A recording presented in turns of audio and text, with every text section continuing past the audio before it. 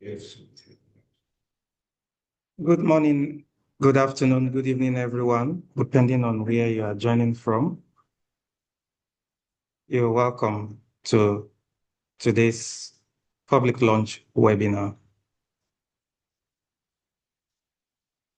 I will now hand over to our moderator for today's public launch webinar, Ronke, who is on the call at the moment. Ronke, nice to have you. Thank you very much. Good morning, everyone, or good afternoon.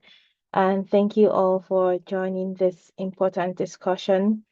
If we could have the slides up, please, that would be helpful. And while we do, please feel free to introduce yourselves in the chat, not in the Q&A. In the chat, let us know where you're joining from, institution, country, etc. We will have a section in session during the webinar for questions and answers. So you can always use the Q&A box while the speakers speak and introduce themselves. We also have translation, so please feel free to switch using the translation or the interpretation toggle at the bottom of your screen. I still see that a few colleagues are joining, so maybe I'll give it a minute or so and see if we get to a higher number shortly.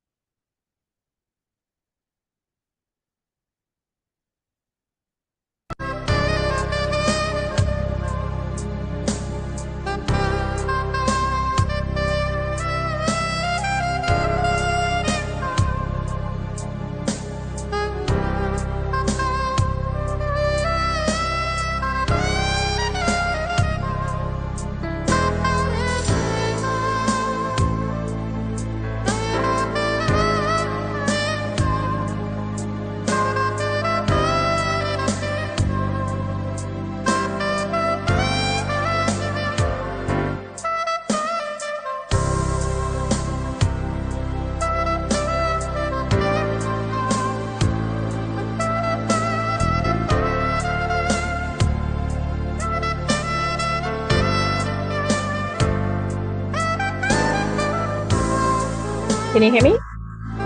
Great. Can you hear me? Can I take off the music? Great, thank you. I think the music is nice. I was waiting for us to get to 70 participants, and I know the numbers will continue to increase, but I think it's a good time to start. So if we could go to the next slide. My name is Oyeronke Oyebanji, and I am Head of Lassa Engagement at the Coalition for Epidemic Preparedness Innovation, CEPI.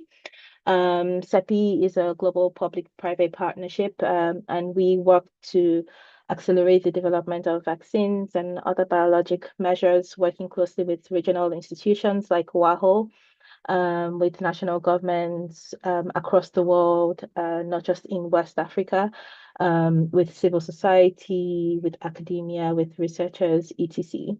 On the next slide, you would see that CEPI works across a wide range of diseases, including Lassa fever. Could we go to the next slide, please? For Lassa fever, we work using a portfolio approach, and CEPI has invested in 5 vaccine candidates so far, and 2 of those are active, developed by IAVI and the University of Oxford. But today is not it's not about the R&D aspect of our work. Today is about how do we connect science with policy. So if we go to the next slide, you are all here because you heard that there would be, or there is now, a Lassa Fever Policy Research Agenda. And Professor Sombi will shortly tell you more about what that is and what process we use. But what we want to do is make sure that we present that document. We present the outputs of work that has been going on in the last 1 year, chaired by WAHO, working closely with MMGH Consulting and with the wide range of stakeholders in the group that will be presented. We want to provide an opportunity for dialogue. So, we don't want researchers and funders and policymakers to be speaking in different places. That will continue to happen, of course, but how do we create opportunities for alignment? And so we hope we could do that with this webinar as a starting point for Lassa fever policy research. The third is WAHO with the Coalition Secretariat partner has been working very hard on a Lassa Fever Research Repository. So where do you go to if you need to find outputs from Lassa Fever research or information on ongoing projects? And they will show this to you all during this webinar.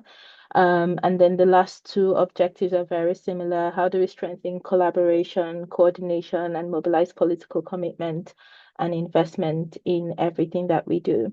So we have 90 minutes in total for the webinar and broken down into a few opening remarks, which we will go to shortly, a presentation from the chair of the Policy Research Working Group, Professor Isiaka Sombi, a presentation from the team that worked on this, led by Melissa Cole from MMGH Consulting, and then an opportunity for questions, answers, and please feel free to drop these in the chat as we go through. We will then spend some time showing the proposed Lassa Fever Research Repository and end. But before we go into the nitty-gritty for today, I would like to welcome the representative of the Director General of the West African Health Organization.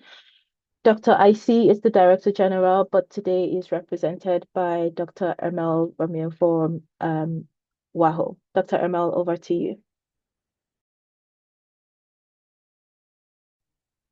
Merci beaucoup, donc, pour la parole.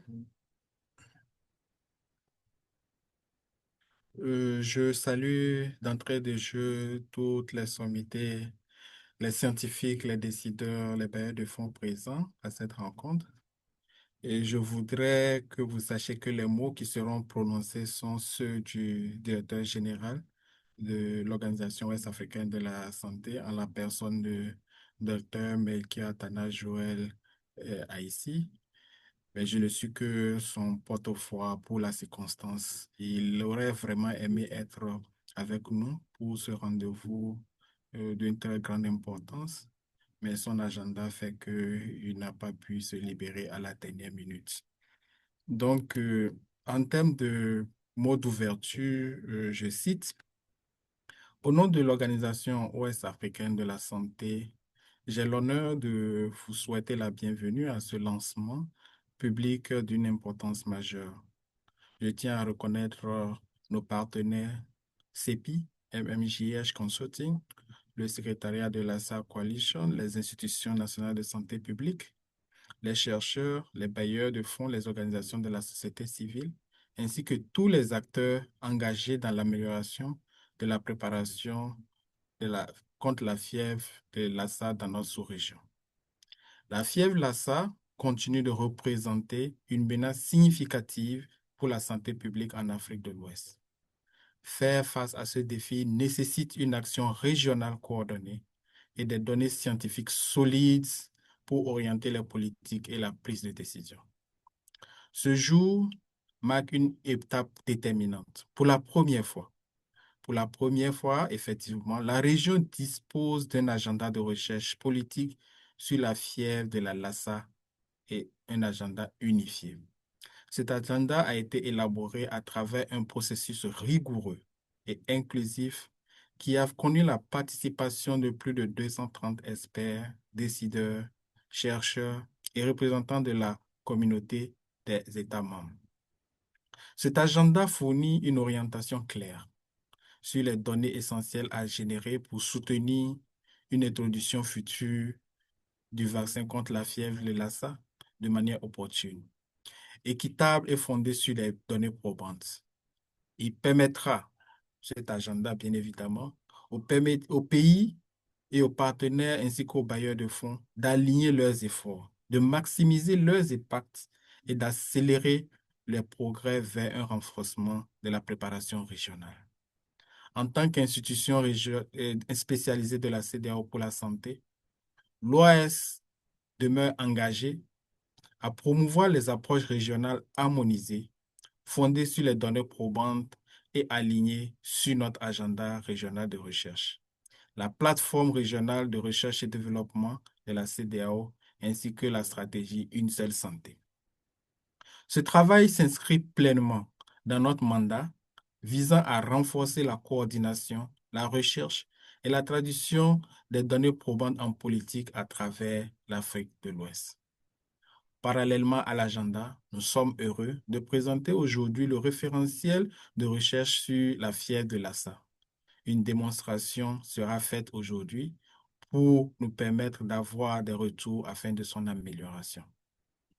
Alors que nous travaillons à renforcer la préparation régionale en vue d'une future homologation du vaccin contre la fièvre de Lassa, nous encourageons les acteurs, les parties prenantes à s'approprier de l'agenda de recherche politique, à soutenir la production coordonnée de données probantes en alliant les efforts de recherche pour éviter les duplications et accélérer le progrès, amplifier la diffusion de l'agenda au sein de leur réseau afin que les décideurs, les chercheurs, les bailleurs de fonds ainsi que les acteurs de la société civile soient informés et puissent participer activement au renforcement de la préparation. L'Organisation ouest-africaine de la santé demeure pleinement engagée à renforcer la coordination régionale pour la préparation contre la fièvre de Lassa et à veiller à ce que les États membres disposent des informations, des outils ainsi que des partenariats nécessaires pour éclairer leurs décisions futures en matière de vaccination. Je voudrais à nouveau remercier tous nos partenaires qui ont contribué à l'aboutissement de ce travail, ainsi que toutes les personnes présentes aujourd'hui à ce webinaire, et je souhaite une séance productive et enrichissante, porteuse d'impact à tout le monde. Je vous remercie. Tels étaient les mots du directeur général de l'Organisation ouest-africaine de la santé. Ronke, je te passe la parole. Merci beaucoup, Dr. ML. And we're very grateful for our partnership with WAHO and the leadership from the institution. Throughout this process, we've been working very closely with several organizations, including WHO. So I'd like to invite Dr. Anaïs Legon, who's here with two hats. Firstly, in her role in the viral hemorrhagic fevers team at WHO, but also as a member of the working group that provided expertise and oversight for this process. Over to you, Anaïs. Hi, Ronke. Thank you so much. I hope you can hear me well. Apologies. I have a computer issue, so I'm on my phone. Apologies for that. Good morning and good afternoon to all. This is really good to see so many people joining already, and probably more will come. Thank you, Ronke, for the nice introduction. Indeed, I'm Anaïs Legan, acting team lead for the viral hemorrhagic fever team in WHO HQ, working very closely to my colleagues in several countries and regions. On behalf of the World Health Organization, I'm really grateful to see the long-standing commitment from the West African Health Organization to engage and focus attention to Lassa fever in the region by bringing member states, healthcare personnel, communities, and partners, as we are seeing now. As was mentioned, Lassa fever is really the one viral hemorrhagic fever in West Africa and deserves focused and sustained action to reduce the burden to communities and on healthcare workers. Vaccine might be soon an additional tool to the existing known Lassa fever intervention. Thinking now of how this could be implemented and articulated with other critical public health elements, such as early detection and intensive supportive care, among others, is most welcome. This research agenda will probably also inform other aspects of the Lassa fever response and prevention and be beneficial for all, and especially help decision makers with informed decision. I would like to encourage all in attendance and all that couldn't join us today to support at each and every one level to contribute to building evidence that we all need to make informed decisions. I want to thank all the frontline staff for their critical insights that we received already and that is to come, the Coalition for Epidemic Preparedness Innovation, and all other partners that contributed. Again, thank you so much for the invitation. I will stop there because there are many more key information that will come up in that session, and I don't want to delay you from that. Thank you so much, and have a nice session. Over. Thank you very much, Anaïs, for your support directly for recognizing the work of the frontline workers without whom we wouldn't be able to do a lot of this, but also for helping with the connection to the regional and country offices of WHO and other teams. Thank you so much. So it is my pleasure now to introduce Professor Isiaka Sumbi, who chaired the working group that worked for over a year on this process to develop the policy research agenda. He will, during his framing and presentation, also tell you more about that working group, and I see that a few members of the group are online as well. Over to you, Professor Sumbi. Ok, merci bien, Ronke. Je voudrais remercier tous les membres du groupe qui ont travaillé donc, pour aujourd'hui avoir ces résultats. Moi, c'est le professeur Isiaka Sombier. Donc, en tant que, à l'époque, directeur de la santé publique et de la recherche à l'OAS, j'ai eu l'honneur donc de présider ce groupe avec des fantastiques personnes, mesdames et hommes, qui seront beaucoup, que je vois beaucoup sur la plateforme. Et je voudrais les dire merci pour nous permettre donc d'atteindre ces résultats. Diapositive. Alors, la fièvre de Lassa est connue comme une pathologie qui a un grand impact en Afrique de l'Ouest. D'abord, c'est une maladie de...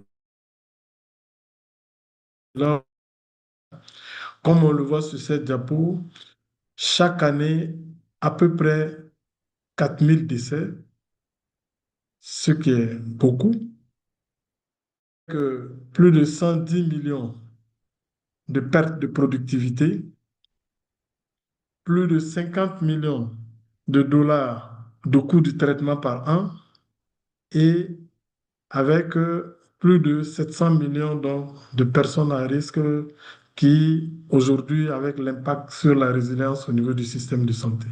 Donc, voilà une pathologie localisée dans notre région avec beaucoup d'impact sur le système. Appelait donc effectivement la mise en place donc d'une coordination pour pouvoir réfléchir donc à cette question. Diapositive.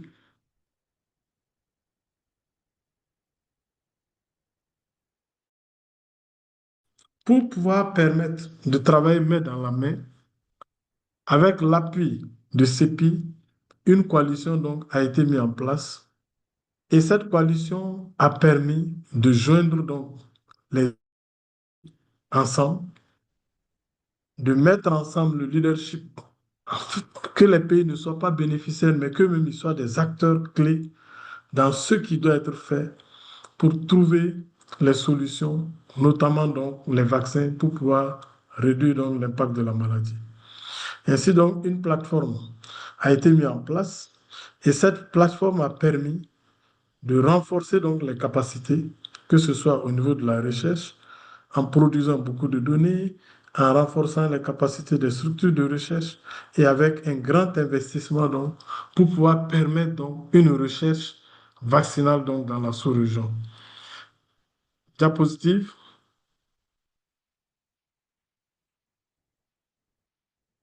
Alors, c'est dans le cadre donc, de cette coalition qu'il y a eu beaucoup d'activités qui ont été menées. Comme on peut les voir de 2023 à aujourd'hui, on a eu 3 vaccins qui sont en développement. On a mis en place la coalition en 2024 et il y a des essais de phase 1, phase 2 qui ont été réalisés et une coalition a été mise en place avec plusieurs études épidémiologiques, notamment l'étude ENABLE 1 et avec ENABLE 1.5, qui ont permis de générer assez d'évidence sur la maladie dans la région. Ensuite, il y a eu cette réunion ministérielle et on vient de faire donc la conférence Lassa, tout dernièrement à Abidjan, qui était la 2e conférence dans la région. Mais dans cette même étape, un groupe de recherche, un groupe a été mis en place pour réfléchir un peu et identifier quelles pouvaient être les questions de recherche pouvant permettre d'anticiper. Donc, aujourd'hui, un vaccin a été trouvé, comment faciliter donc sa mise en œuvre dans la région. Donc, c'est un agenda de recherche plus politique pour faciliter donc la mise en place de la recherche et la mise en place donc du vaccin. Diapositive.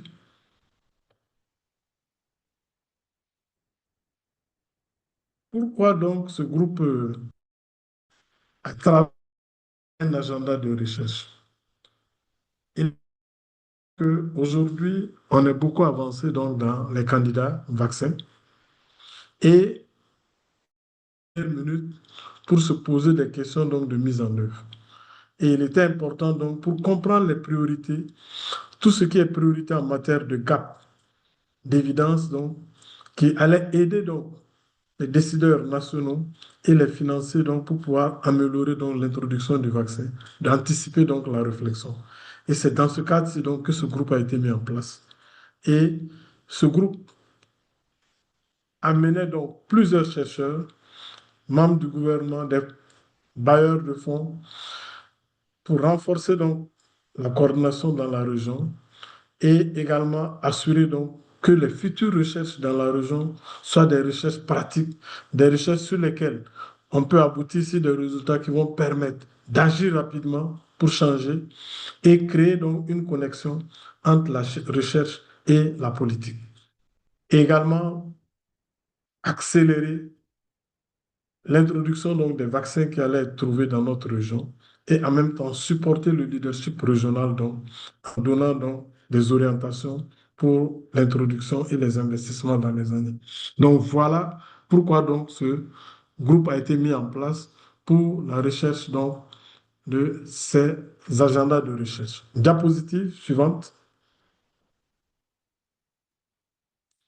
Alors, ce groupe, ce qui a été très intéressant, nous a permis, en utilisant une méthodologie connue et validée, qui est la méthodologie donc promue par l'initiative de recherche sur les enfants et la nutrition, qui a développé une méthodologie qui permet d'identifier donc les priorités de recherche.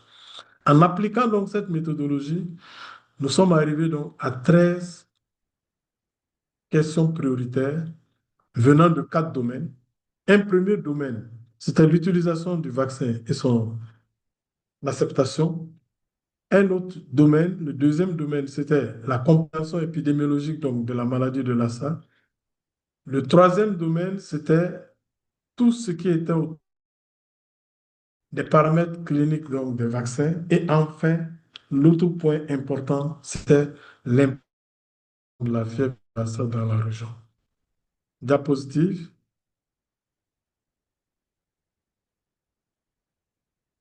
Les 13 questions, comme on l'a dit, comme on le voit ici sur cette diapositive, au niveau donc de l'utilisation du vaccin et de l'engagement communautaire, une des premières questions, c'était quelle était la meilleure des stratégies de communication donc, pour améliorer l'acceptation et la demande du vaccin dans la région. Vous voyez que ça, c'est une question cruciale.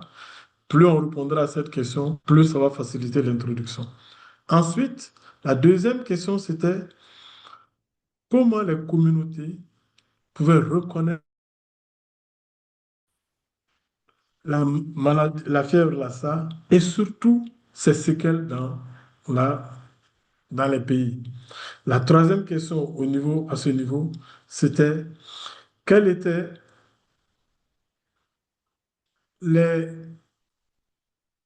critères spécifiques qu'on aurait pu utiliser pour améliorer donc l'acceptabilité donc du vaccin dans la région. Donc, au niveau donc de l'utilisation du vaccin et l'engagement communautaire, si on arrive à avoir ces réponses à ces trois questions, vous voyez que ça va faciliter l'introduction du vaccin une fois qu'il est trouvé. Au niveau épidémiologique, il y a trois questions aussi qui se sont dégagées. Quels étaient les facteurs appropriés pour identifier les groupes cibles pour la vaccination? Ensuite, quelles étaient les comorbidités et les autres facteurs de risque qui pouvaient permettre donc d'accélérer donc la maladie ou ses séquelles donc ou d'introduire le décès dans notre région.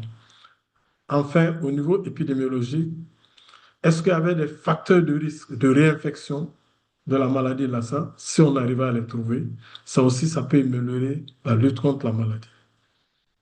Au niveau donc des paramètres cliniques du vaccin, la question de l'efficacité du vaccin dans les différents groupes de malnutris ou d'immunodépression était une question centrale. Est-ce que le vaccin pouvait marcher à ce niveau? Est-ce que le vaccin pouvait être administré avec d'autres vaccins ou en utilisant donc les stratégies existantes? Et enfin, est-ce qu'il y avait un âge spécifique qui répondait selon les âges?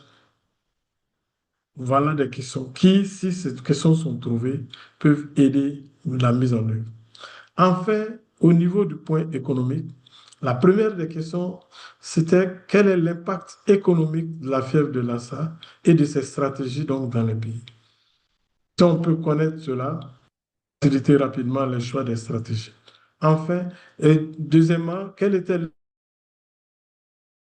la vaccination réactive ou préventive? Est-ce qu'il faut utiliser la vaccination préventive ou réactive? Voilà aussi des éléments importants. La troisième question, c'était quels étaient les bénéfices bénéfices économiques et sanitaires donc, de la mise en place donc, de la vaccination en comparaison donc, des autres stratégies de prévention. Et enfin, la dernière question, comment on pouvait balancer entre le risque et le bénéfice de la vaccination selon les différents groupes cibles. Donc voilà les 13 questions qui ont pu être identifiées donc positives.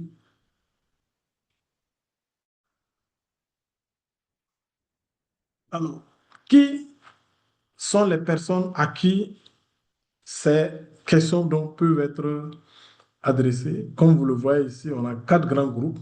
Le premier groupe, c'est le gouvernement et les agences régionales comme l'OAS ou comme d'autres structures qui pourront déjà prendre ces priorités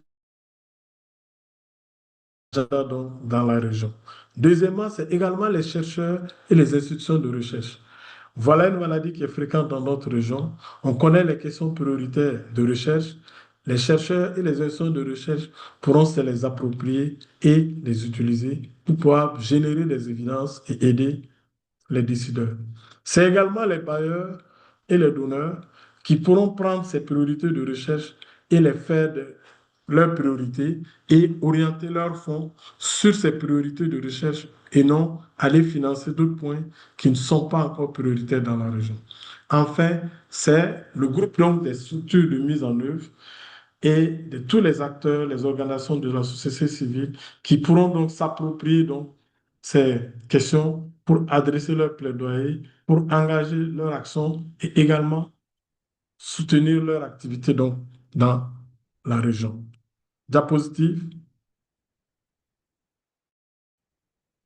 Ce travail donc a été fait avec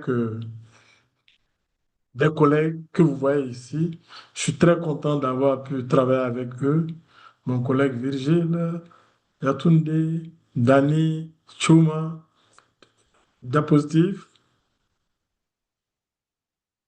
venant donc de plusieurs structures ici, l'ancien ministre Sou, Catherine de CEPI, Anaïs qui vient de parler de l'OMS, Richard qui est sur la plateforme, qui est le responsable du Comité national d'éthique du Nigeria, Ignacio, Daniel Bosch.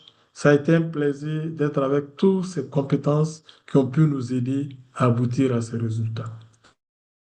Diversifiés venant de plusieurs organisations, comme on le voit ici dans la plateforme.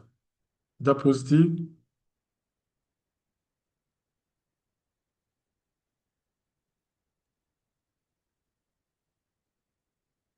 Diapositive.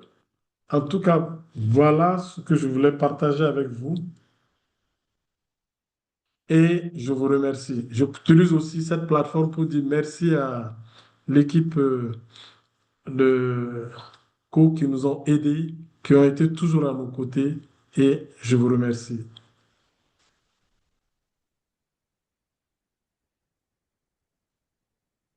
Okay, I give you the floor. Thank you, Professor Sombi. Thank you very much, Professor Sombi. I know there are already questions coming into the chat. My colleague Melissa will present next. And Melissa, if you could also try to start addressing some of the questions that have come in. I think a critical thing for us to also confirm is that this is not an exhaustive research agenda because that exists already through WHO processes and others. These are questions that we, through a stakeholder engagement approach, think policymakers would need if they need to introduce a Lassa vaccine in future.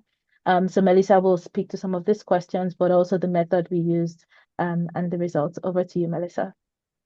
Thanks, Ronke. Hi, everybody. My name is Melissa Coe. I'm a managing partner at MMGH, and we supported WAHO and CEPI in this endeavor to define the research agenda. So just to kind of highlight what Ronke was saying again, the research agenda can be quite large, but we really decided to focus on policy and decision making to essentially close the gap that we sometimes see when vaccines are made available to when they're actually implemented in countries. And I think the best example of that is probably the malaria vaccine, where I think many of you are aware RTSS was marketed and available, but we're only now just seeing introductions in countries after a round of pilots. And so the whole idea of this research agenda was to try to close those evidence gaps now, because we can answer some of them now, and to help policy and decision makers both at the global level as well as the national level to decide about whether or not they would use the vaccine. So if you go to the next slide, I would just talk a bit about the methodology. So we used the Child Health and Nutrition Research Initiative method that Professor Sombi referenced. What is it? It's a flexible framework that is used to identify and prioritize research questions. And what we've put here is, the list of scientific articles that have essentially outlined the methodology and what are all the steps to the methodology.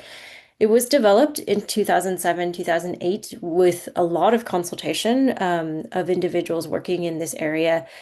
And it was really developed as a counter to the Delphi method, largely because in the Delphi method, it's sometimes you only gather in a small group of people who then make a decision for many countries and globally across the board. And so the CHNRI method is really meant to be much more stakeholder driven and to give the stakeholders the chance to essentially score each of the each of the questions against a preset defined criteria. So we go to the next slide. So why did we choose CHNRI? So I think we've kind of hit a bit on some of these things, but CHNRI essentially allows the stakeholders to score the research questions. So you'll see when we launched the survey, we actually had a very, very high number of respondents. Hopefully many of you actually did score the questions. And so it essentially uses crowdsourcing. And it essentially, hopefully, it fosters better ownership of the results. The other reason that we picked it was because it's very transparent. You have a very clear context, you have clear definitions and clear criteria. And so you can essentially communicate the strengths and weaknesses of each ideas. And the output is intuitive. It's an average number that you can see the value, and you can see where the research questions go in terms of priority from the stakeholders. It's replicable, so everything can be redone if needed, and it can be essentially audited.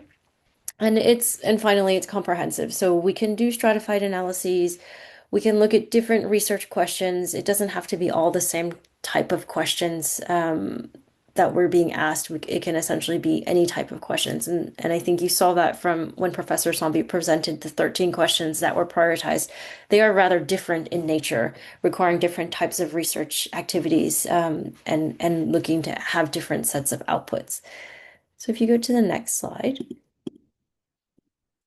So to apply the CHNRI process, we essentially did 5 steps. So for CHNRI, you need to first define the context and the criteria. From there, you need to identify your evidence gaps. And I'll talk a bit about how we did that. We did largely desk reviews and interviews to do that. Then you finalize the research questions, which are taken from feedback from the PRWG, as well as other experts we reached out to give feedback on. Then the stakeholders actually score the questions. So you have the criteria, you have the context, you score each of the questions based on the criteria and context. And then from there, we prioritize. So I think what's important about CHNRI is that it's a very quantitative analysis. Every question has a research priority score at the end. But obviously, sometimes, you need to put a bit of qualitative aspects to it. And so, happy to talk a bit more about how we've done that going forward. But we'll go to the next slide.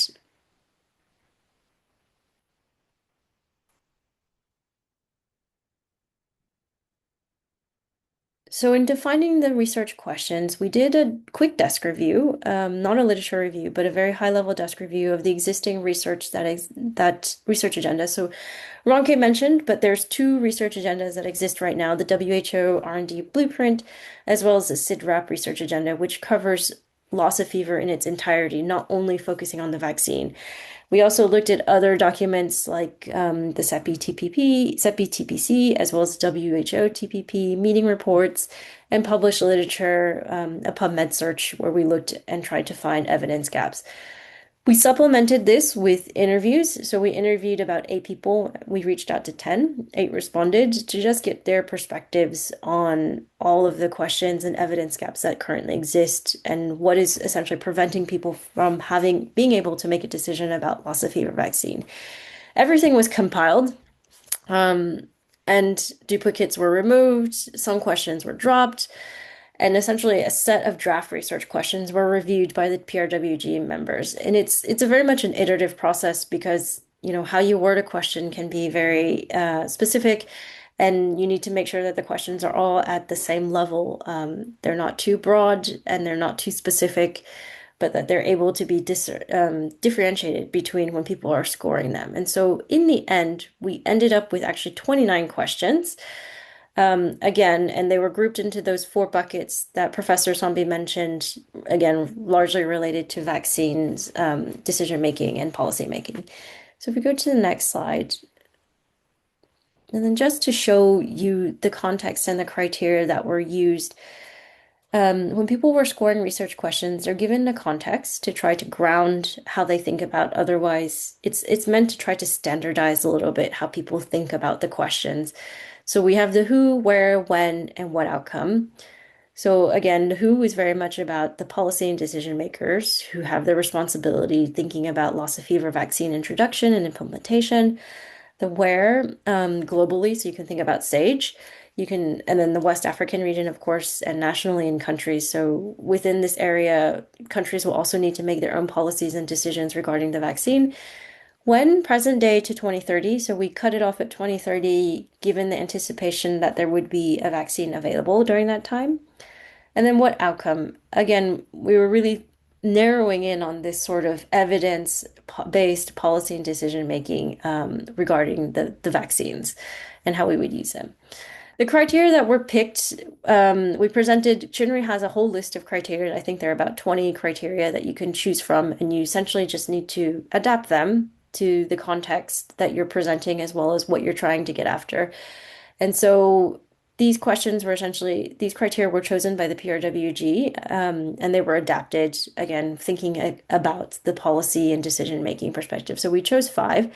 Answerability, effect on equity, potential for translation, relevance to the context, and feasibility within the context. I won't read every criteria out, but hopefully you can kind of get an idea for how people were scoring the questions. If you go to the next slide,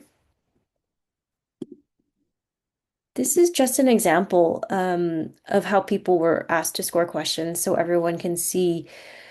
But every research question, you can see at the top of this screenshot, what is the most cost-effective vaccination strategy for Lassa fever vaccines? And you have your 5 criteria that we just referenced in the previous slide. And essentially people were asked to say yes, no, maybe, don't know. And each answer is assigned a different point value. So yes is assigned 1, no is assigned 0, maybe is assigned 0.5, and don't know is essentially excluded from the analysis. So that way you're really picking up on the people who can, who feel comfortable to give their feedback on the different questions. And if you go to the next slide, all of this rolls up into 2 indicators that are calculated, 2 quantitative indicators that we've calculated. in the next slide.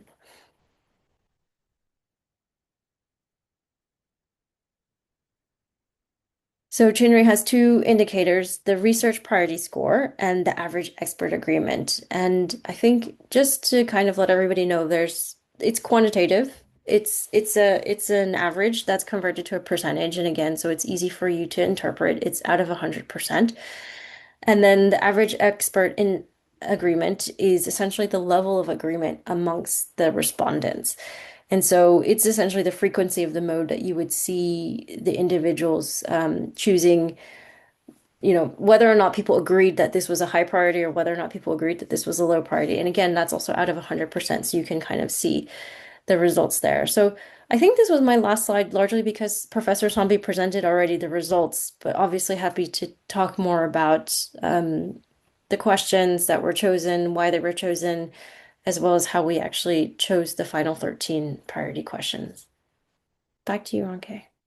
Great. Thank you very much, Melissa and Professor Sumbi. Don't go too far because we're going into the Q&A session now. And I know Melissa is trying to respond to some in the chat. I've asked that CEPI's Lassa Disease Program Lead, Catherine, be made a speaker. I don't know if that has been done already to the IT team. But while that is happening, Dr. Ermel, do you want to respond to the question from Akim Sikiru? Is it possible for WAHO to organize and sponsor an in-person program to bring researchers working on Lassa fever and Lassa vaccines together?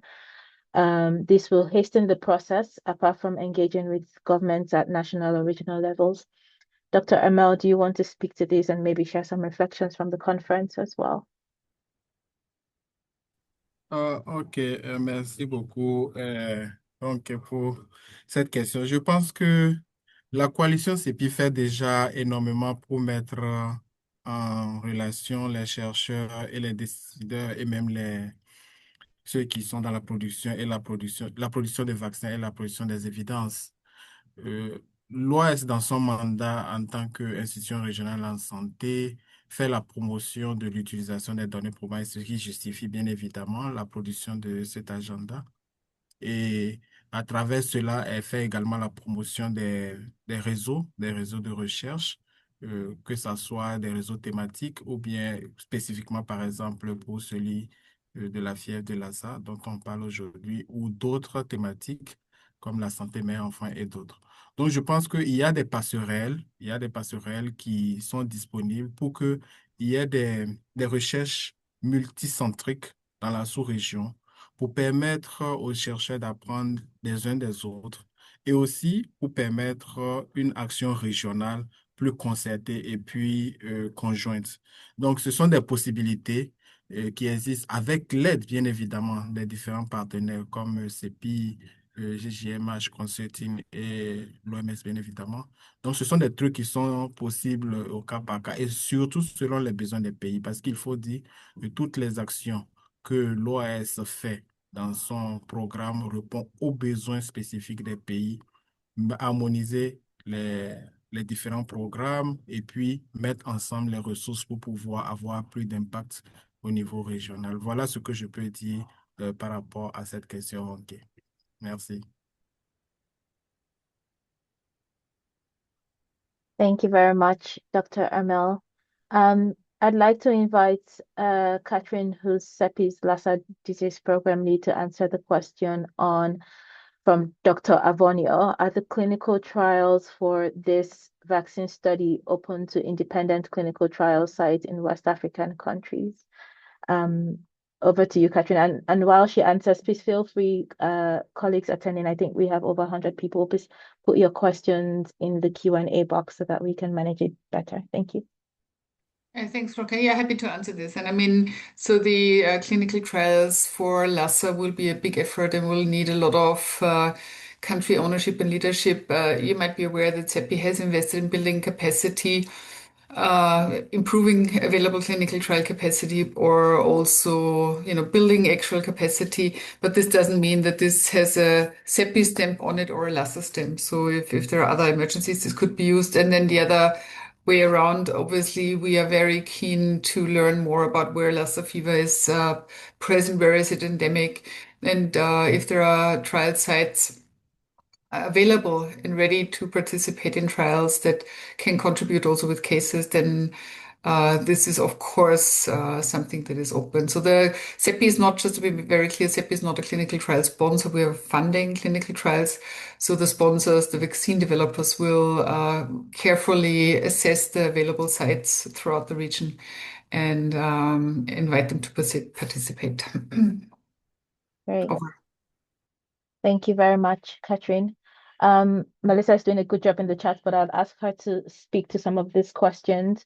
Melissa, do you want to respond? What is the time frame for application of this research questions? I know the question is specifically for economic impact studies, but it'll be good for you to talk about the time frame and how we're thinking about this for the other questions in terms of, types of studies and funding needs. Sure. So, I mean, we defined the time frame as present day to 2030, again, largely because, we didn't want to go too far out, because I think when you go too far out into the time frame, you start getting lots and lots of questions and lots more of uncertainty. With regards to the specific question about economic analysis and whether or not you should wait until the vaccine is ready, our experience would be not to wait and to already go ahead and start having the models being developed, just having them developed in a sort of way where you can adjust and change the key assumptions as you need, particularly the assumptions that would make the big differences with regards to final output. So, modeling is modeling, as I think everybody knows. It's all based on assumptions. And so, we think it wouldn't make sense to wait. So that's why we ended up including those, because that can help also now some of the discussions and to keeping Lassa fever vaccines on the agenda for different national stakeholders. Thank you very much, Melissa. And also a follow-up question from Professor Kennedy. I know he had asked some questions on if post-vaccine research would be part. He's clarified to say those questions around durability of immune response, long-term sequelae, impact on immunodeficiency populations, etc. So will those be part of the vaccine clinical parameters or others? I'm just looking at the question. So we removed those questions. I think there was a question on long-term sequelae There is a in our question on list sequelae. as well, but as well as impact. There was also another question about special populations, so that would fit into the immunodeficiency populations. So we did have some questions about some of these. The duration of immune response, I don't think we had that one. I think maybe we ended up removing such a question, if I remember correctly, largely because it's going to be driven by other discussions. And I think, if I remember, isn't Enable looking at some of this work? Yeah. So we also removed questions that we felt already had work ongoing, as we didn't want to duplicate, right? If there's already funding to answer the question, we removed it. So we did remove some questions related that we thought Enable was essentially answering. But we did have the long-term sequelae, as well as, I think, the impact on immunodeficiency. Great. Thank you very much, Melissa. I'm just checking to see if there's still any open questions. Well, there is one in French, which I can try to read, but the countries volunteer for the vaccine. What is the criteria of choice? Could one of the interpreters help? Because I'm reading it as, are there countries who are volunteering for the vaccine? And what are the criteria of choice? I'm going to switch my interpretation and just check I've read the question correctly from Amani Simplis. I think you did. Catherine, do you want to respond to that one?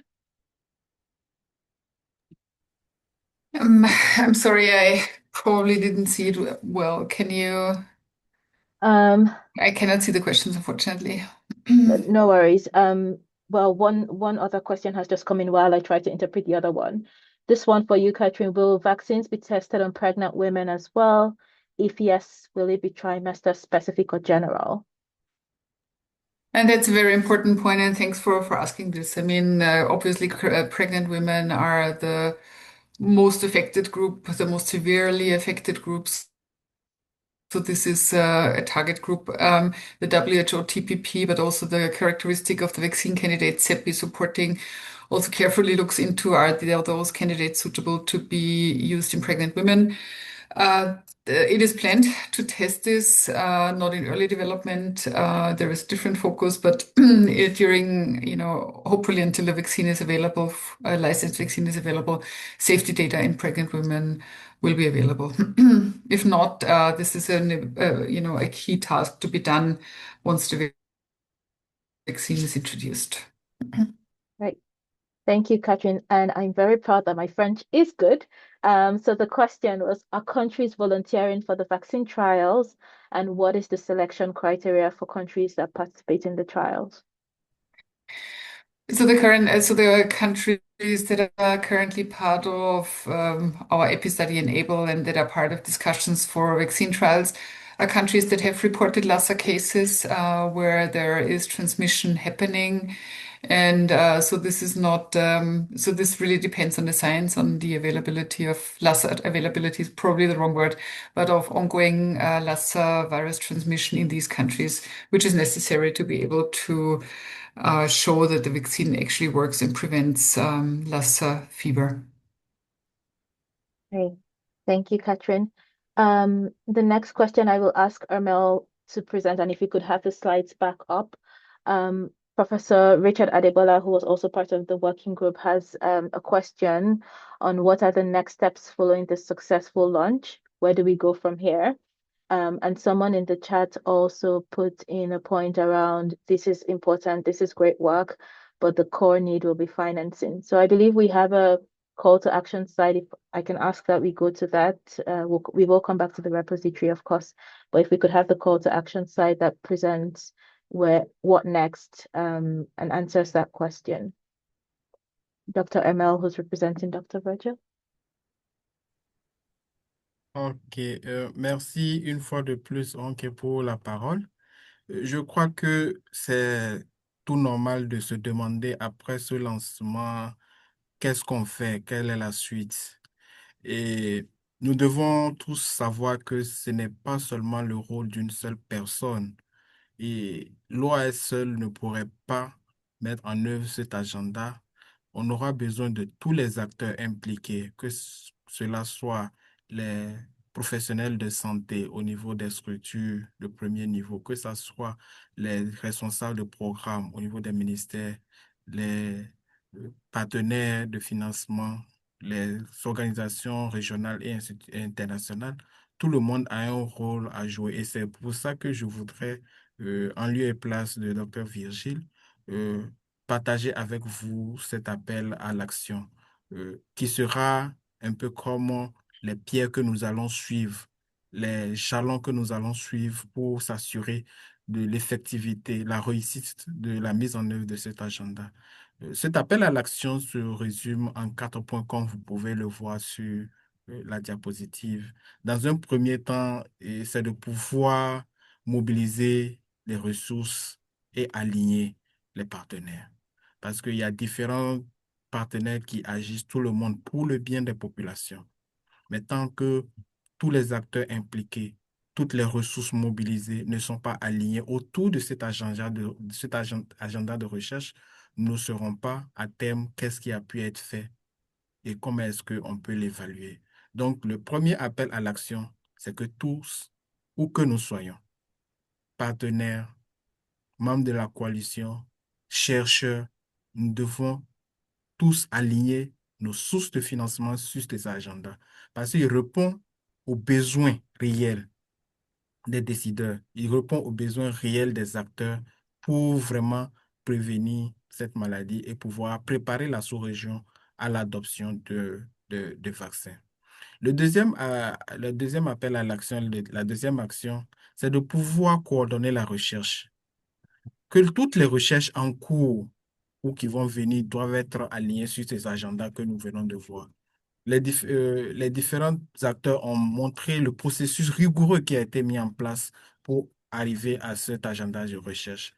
les duplications ont été enlevées, ce qui est déjà en cours a été enlevé. Donc, ce qui veut dire que ce qui a été retenu par ces experts est ce dont réellement la sous-région a besoin pour s'apprêter, pour être prêt, avoir les connaissances nécessaires au moment où le vaccin sera disponible. Ceci nous évitera de vivre la même situation que nous avons vécue pendant la vaccination de la COVID, où il y a beaucoup de mésinformations, de mauvaises informations qui circulent dans les canaux de communication qui existent actuellement.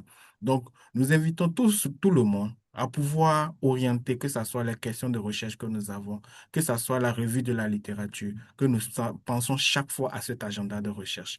Où est-ce que je place mon projet de recherche? Où est-ce que je place ma littérature de revue, ma revue de la littérature, ma revue systématique pour pouvoir aider à combler le gap d'informations dont on a besoin dans la sous-région?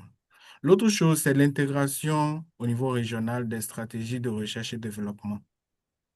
Il faut on puisse impliquer, sinon intégrer les initiatives de recherche et développement dans un plan régional, voilà, qui nous permet d'avoir un continuum. Et cela a été mentionné pour ceux qui étaient à Abidjan lors de la conférence internationale comme besoin par les premières autorités de la sous-région, c'est-à-dire les ministres de la Santé. Quel est le parcours pour que d'ici 2030, on puisse avoir ce vaccin? Quels sont on a besoin? Et je pense que cet appel à l'action concerne tout le monde également. Tous ceux qui interviennent dans la recherche et développement, que nous devons réellement agir pour que cela soit coordonné. Et la dernière action, c'est de pouvoir supporter le dashboard, c'est-à-dire le tableau de bord qui nous permettra de savoir où est-ce que nous en sommes dans la diminution de gap de connaissances. Parce que ce tableau de bord permettra de savoir, il y a eu telle recherche qui a permis de répondre à telle question, telle préoccupation, et où est-ce que nous en sommes, comment est-ce que cela a permis d'améliorer les connaissances. Donc, nous allons tous contribuer, surtout les chercheurs, mais aussi tous les autres acteurs, que ce soit les acteurs de la société civile, contribuer à alimenter ce tableau de bord pour qu'on puisse avoir les connaissances qui existent dans la sous-région. Avec l'appui de la coalition et CEPI, après la conférence, il y a un travail important qui est en cours pour que tout le corpus de connaissances qui a été partagé lors de la connaissance de la conférence puisse être mis à disposition de tout le monde. Mais cela ne suffit pas. Nous allons tous, où que nous soyons, continuer. Donc, je lance encore au nom de tous les membres de cette coalition un appel vibrant. Et je voudrais que, où que nous soyons, nous puissions prendre notre souris et puis cliquer sur le bouton de signalement que nous sommes d'accord pour agir, contribuer à cet appel-là. Je ne vois pas encore les pouces. Je voudrais qu'on puisse lever le pouce, s'il vous plaît. Nous sommes nombreux, plus de 100 personnes. Je voudrais que nous sommes d'accord à cet appel-là. Parce que c'est ce qui va déterminer la suite de cette action. Nous aurons fait de beaux discours, montré des informations très importantes, mais si nous ne nous engageons pas, nous ne pouvons pas aller bien loin. Donc, je ne sais pas si de ton côté, tu vois les gens qui lèvent le pouce pour s'engager à cet appel à l'action. De mon côté, moi, je n'en vois pas.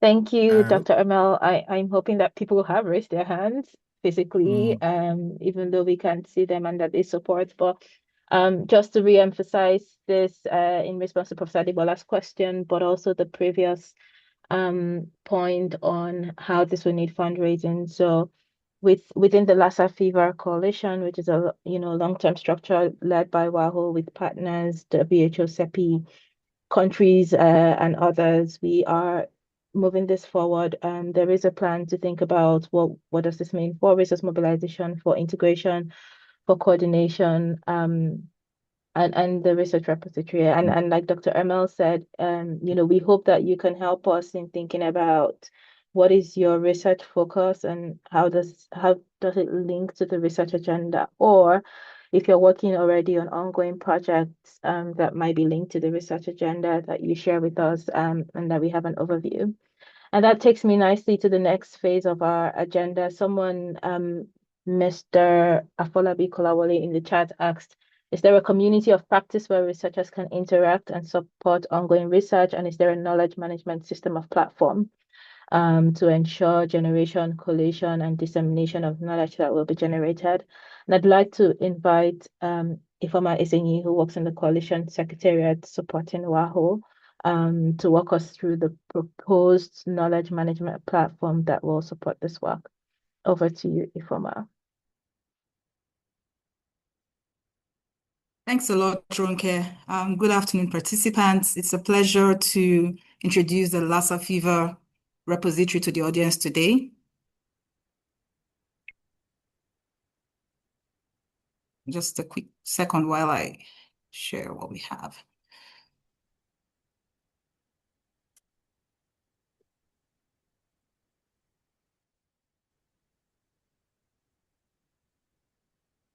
So the Lassa Fever Research Repository is a new tool that was designed to accelerate and improve coordination of Lassa fever research and strengthen investment in Lassa fever control. Before taking us through the platform, I would just invite us to just briefly reflect on why this new knowledge management tool is important. Historically, Lassa fever research efforts and outputs have largely existed in isolation, right? And this has contributed to duplication and unaddressed research gaps. By providing a centralized and accessible repository, we'll be able to increase transparency, generate better visibility for Lassa fever R&D, promote collaboration, and also garner support for proactively identifying research gaps.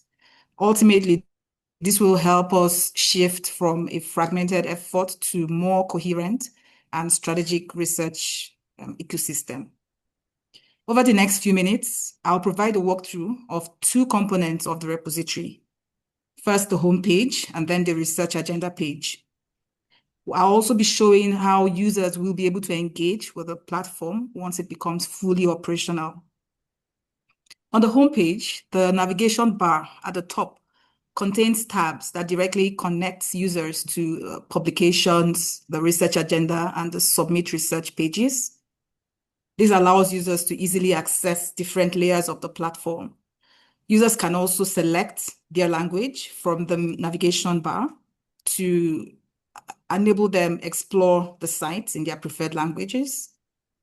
The central banner on this page clearly communicates the mission of the repository and includes a search tab that allows users to look up curated Lassa fever research, whether by title, by author, or by keyword. The research agenda button is featured prominently too on this page, and this enables quick access to the research agenda published recently, while the Submit Research tab allows signed up users to upload their work directly. Going further down on the page, the middle green metrics ribbon showcases real-time figures, including the number of publications and projects, active institutions by region, and recent uploads. This gives users a high-level view of the current research landscape. Further down, we can browse publications or create an account. Signed up users will be able to submit ongoing or completed studies. And point to note here is that all submitted work will be subjected to review by expert validators to ensure alignment with the focus of the repository.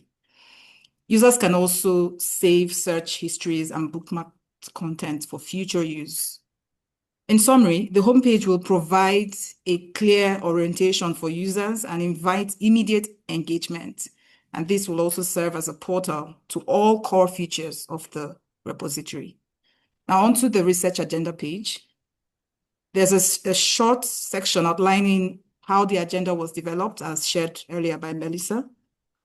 This page also prominently features 3 tabs that connects users to the published research agenda in English, French, and Portuguese versions. The research agenda priorities are structured around 4 thematic pillars, as was shared, and these are clearly depicted on this page. The priority questions have also been categorized by themes, and clicking on each question will expand to show publications that have and projects that have already been registered on the platform and mapped to these questions. This will allow users to see where progress is being made and where gaps still exist. Now, one might ponder on what some practical applications of this page might be for different target groups. First, for academic bodies, researchers, they can identify unmet research needs. It would also help them to design relevant studies that speak directly to these priority questions and enables them to register their work to improve visibility and collaboration around the Lassa Fever research landscape. Secondly, donors and funders can use it to guide calls for proposals towards high priority in evidence-limited areas. Policymakers can also use it to quickly access evidence in decision-making for the introduction and implementation of Lassa fever vaccines. More broadly, all Lassa fever stakeholders can track how research is advancing towards vaccine readiness and real-world impact. So, in closing, the repository will reach full operational capacity anticipatedly by the end of January 2026. And following that, I encourage users to explore the research agenda in more detail, register your studies, and engage with other partner institutions. Now, this repository is more than just a database. It's a systematic and strategic platform designed to accelerate progress from research to prevention, preparedness, and ultimately, Lassa fever vaccine readiness. By aligning ongoing and completed studies, projects, and publications with the research agenda, we can all collectively expedite progress towards the shared goal of a Lassa fever vaccine. So thank you very much for your attention, and I'll be happy to take any questions that might arise. Back to you, Ronke. Thank you very much, Ifeoma. And just to add to the previous question on how do we take this forward. So what we hope the repository would help us do is also provide visibility on what is ongoing, where is the gap, what do we need to advocate better for, etc. There's a question for you from David Ifeoma. How does the research repository handle tangential research topics that do not lie directly within the published research agenda, but have substantial overlap?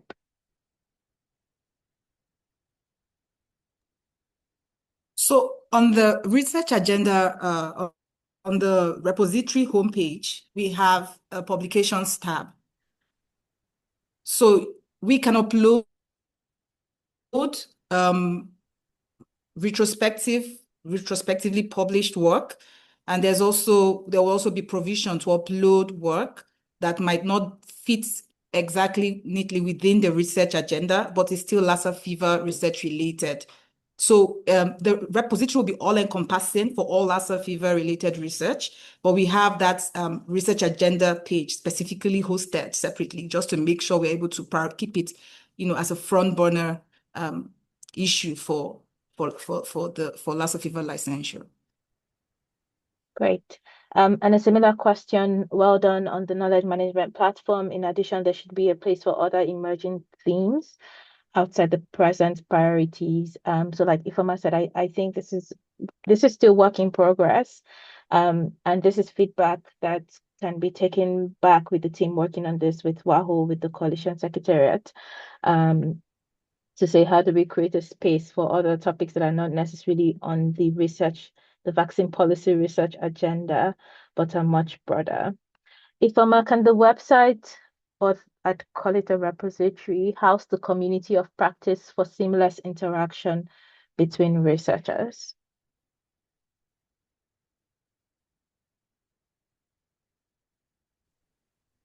Thanks very much, Ronke, and thanks for that question. So this is the feedback we had hoped to expect from the audience, and it's really useful.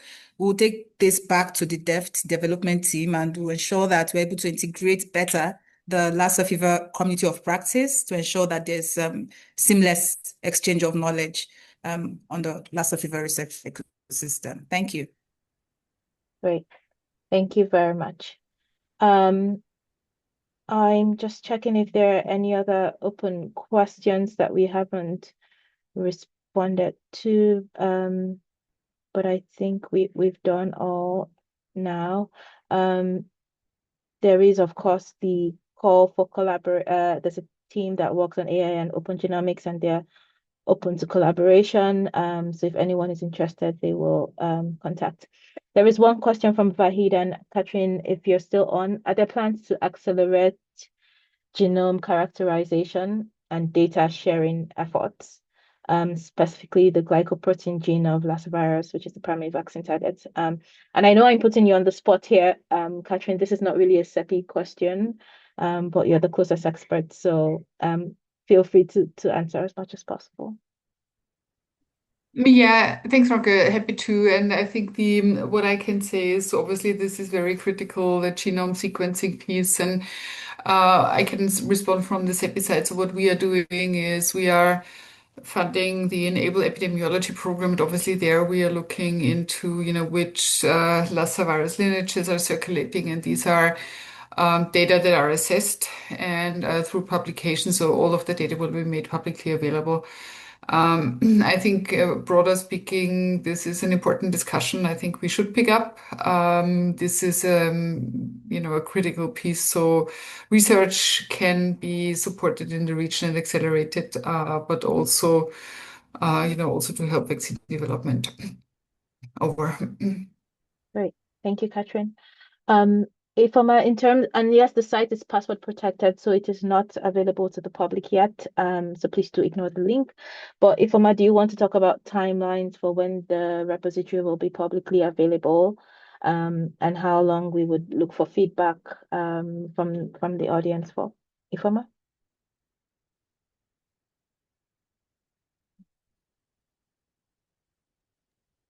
Thanks, Ronke.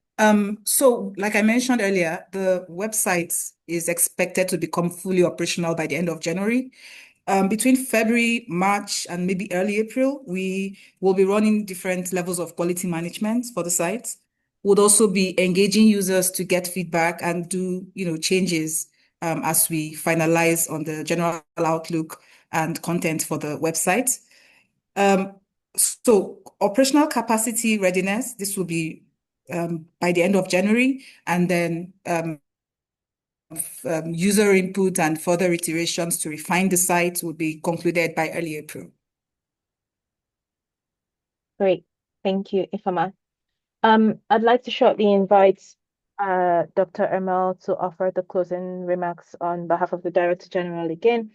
But just to share a few reflections from our end. CEPI is very proud to have contributed to this effort, working with WAHO, with MMGH, and with the working group, which included members from WHO, from Gavi, from Africa CDC, from Nigeria CDC, from countries across West Africa, and from independent academic experts, including from beyond Africa, so from Singapore and others.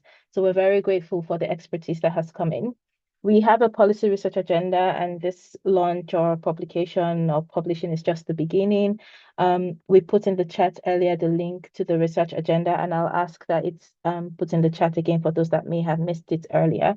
It is available in English and in French, so please do interact with it. We will also share probably a redacted version of the presentation as part of the post-webinar activities. So please don't go away. You're more likely to get it if you also do the post-event survey, and we'll get it to you. Like I mentioned, this is only the start of this effort. There's still a long way to go. And as Dr. Ermel presented during the call to action, there's work to be done in terms of engaging with potential funders of the studies.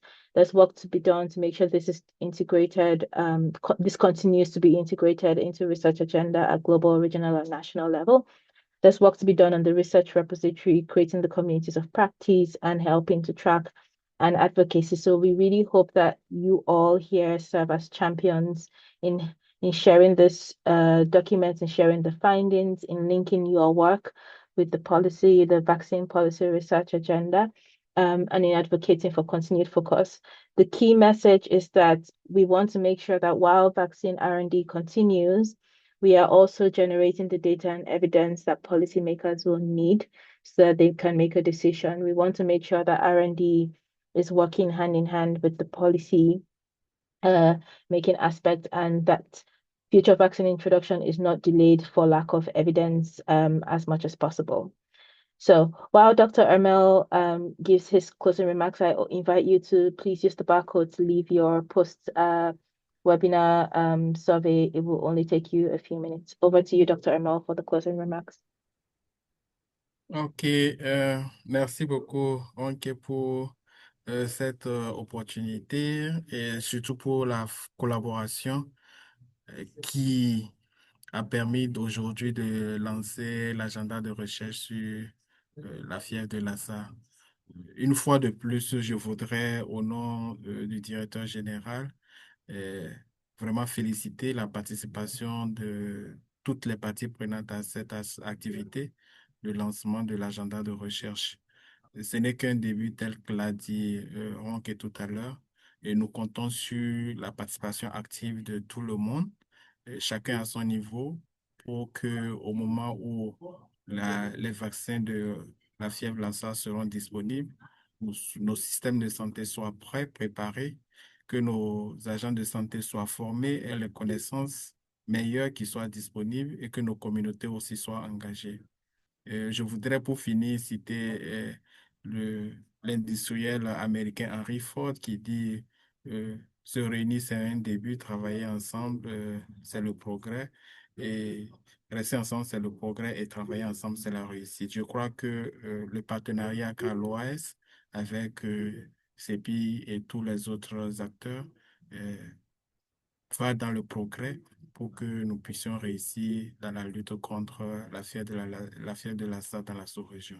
C'est sur ces notes que je déclare clos cette activité de lancement de l'agenda de recherche sur la fièvre de Lassa et souhaite une agréable fin de journée, une bonne suite de journée à chacun et à tous selon sa position géographique. Merci.